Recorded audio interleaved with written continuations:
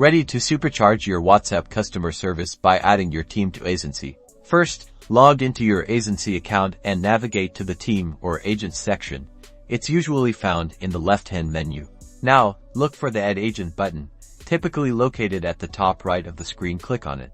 You'll now see the Add Agent form. Fill in the agent's name and their email address.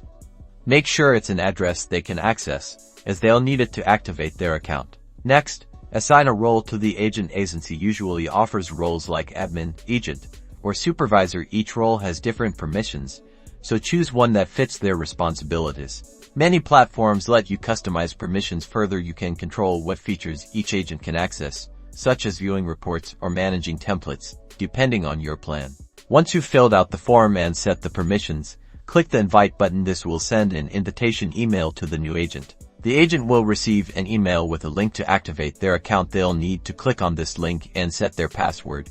After activation, the agent will appear in your list of agents, ready to start managing WhatsApp conversations. Now your team can collaborate seamlessly and provide top-notch customer support.